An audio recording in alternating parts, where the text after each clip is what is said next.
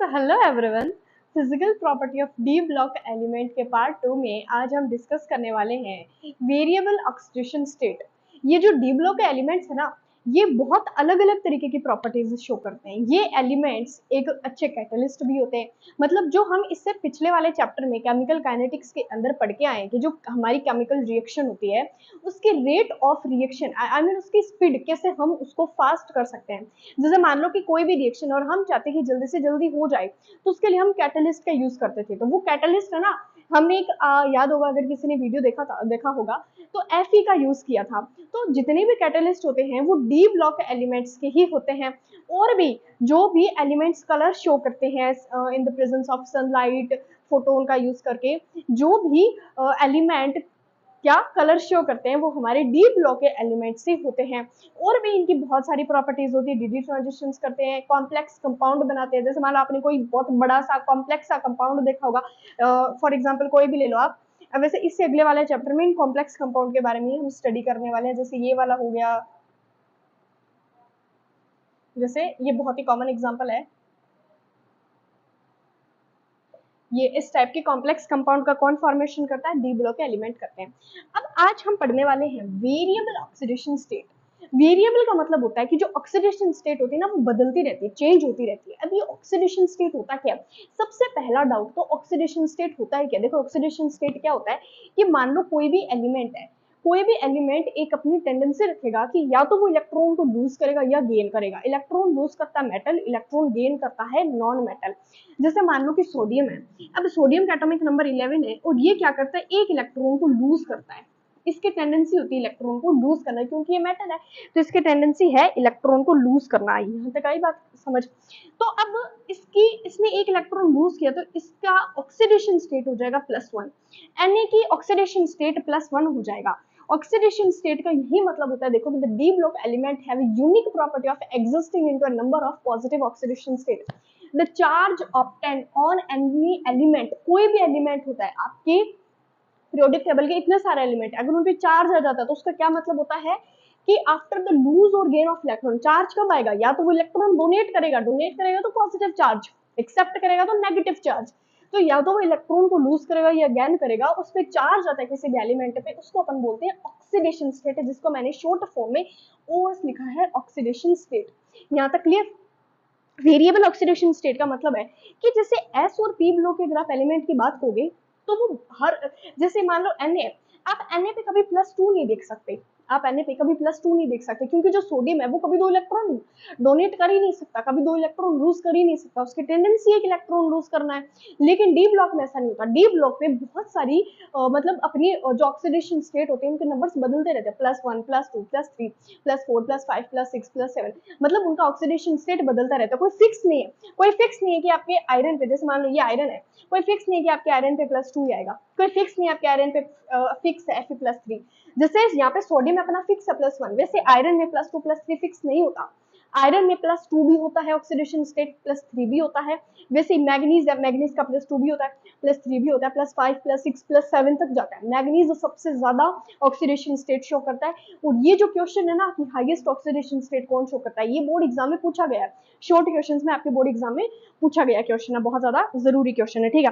तो अब यहाँ तक आई बात समझ कि वेरिएबल ऑक्सीडेशन स्टेट का क्या मतलब होता है कि जो अपनी ऑक्सीडेशन स्टेट को वेरिएबल कंटिन्यूअसली बदलता रहता है। अब ये क्यों बदलते हैं? अब हमारे दिमाग में आता है कि बदलते क्यों है, मतलब डी ब्लॉक की ऐसी प्रॉपर्टी है, लेकिन ये प्रॉपर्टी है क्यों, बदलते क्यों? बदलते इसलिए, अब आप सुनो मेरी बात। ये जो Fe+2 है इसका कलर होता है, आप ऐसे समझो कि हरा टाइप का, कुछ ग्रीन ग्रीन, लाइट हरा होता है, डार्क हरा नहीं होता है, मतलब लाइट ग्रीन होता है। इसका होता है पीला भूरा। पीला भूरा जैसे मतलब जंक लग जाती है ना, जंक लग जाती है, उस टाइप का पीला भूरा होता है। तो अब आयरन है ना आपकी बॉडी के अंदर भी प्रेजेंट होता है in the form of ions, in the form of ions. Iron लोहा भी होता है जो जंग खाता है, पता है आपको? तो यहाँ पे एक आयरन कितने तरीके के काम कर रहा है? आयरन अपनी बॉडी में भी प्रेजेंट है, अपने खून में भी प्रेजेंट है, ठीक है, इन द हीमोग्लोबिन। आयरन लोहा जंक भी खा रहा है। वैसे ही और तभी डी ब्लॉक एलिमेंट, जो डी ब्लॉक एलिमेंट होते हैं वो वेरिएबल ऑक्सीडेशन स्टेट शो करते हैं कि अगर वो +2 वाला है तो वो ये काम करेगा, +3 वाला है तो वो ये वाला काम करेगा। जैसे KMnO4 है, KMnO4, यहाँ पे Mn की ऑक्सीडेशन स्टेट +2 भी होती है। +3 +4 +5 +6 +7 ऐसे सबसे ज्यादा हाईएस्ट ऑक्सीडेशन स्टेट शो करता है +7 तक। अभी जो मैग्नीज है KMnO4 का हम साफ सफाई में भी मतलब जो कोई भी साफ सफाई में कोई हम जिस लिक्विड का यूज करते हैं, जिस एजेंट का यूज करते हैं, उसमें KMnO4 का यूज होता है।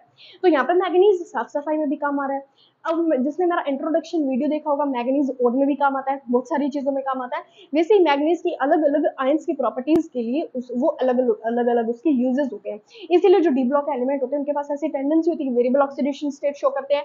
वेरिएबल ऑक्सीडेशन स्टेट शो करते क्यों है, उसके पीछे का रीजन क्या है, रीजन भी मैंने बता दिया। एक आयन अलग अलग काम करेगा, किसके बेसिस पे, अपनी ऑक्सीडेशन स्टेट के बेसिस पे। यहाँ तक हो गया। Since all D block element are metallic, सब डी ब्लॉक एलिमेंट क्या होता है, मेटेलिक होते हैं, मेटल्स होते हैं सारे, मतलब इलेक्ट्रॉन को डोनेट करने की टेंडेंसी रखते हैं, लूज करने की टेंडेंसी रखते हैं, गेन नहीं करते। they have a tendency to lose organ of electron and they have exist a cation। और वो क्या exist करते हैं, cation.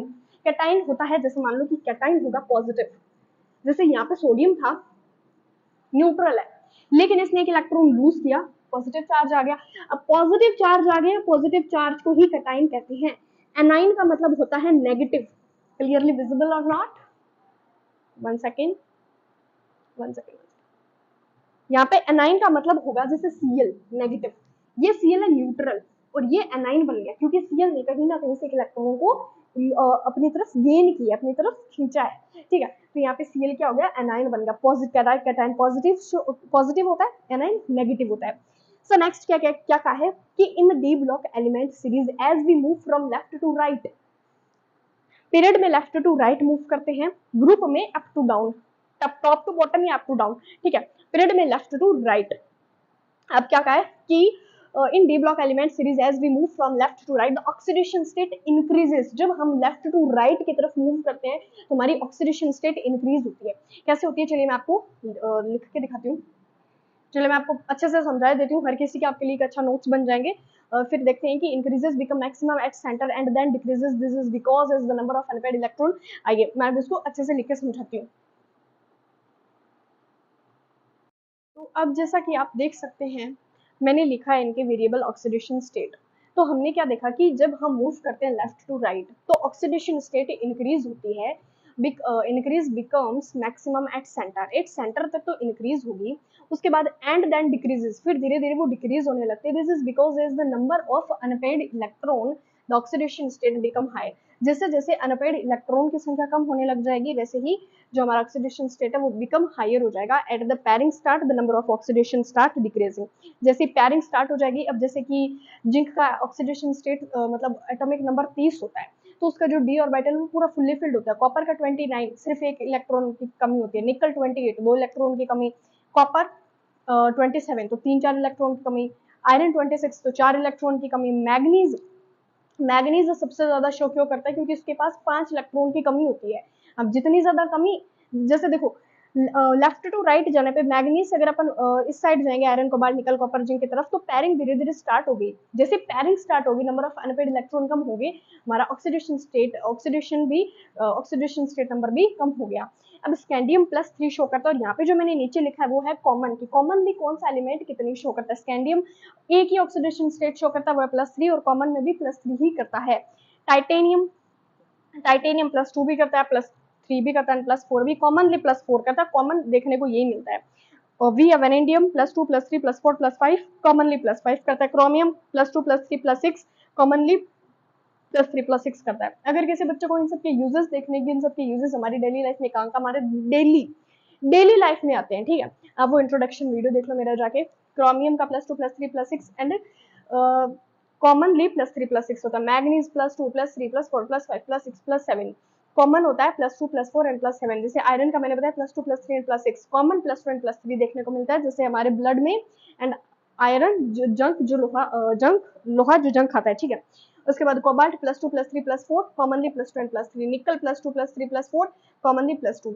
Copper +2 +1 +2 copper commonly +2। Zinc +2 and zinc commonly भी +2 ही ऑक्सीडेशन स्टेट शो करता है। तो एज स्टॉप ये ऑक्सीडेशन स्टेट वाला समझ आया होगा। नेक्स्ट में हम और भी देखते हैं।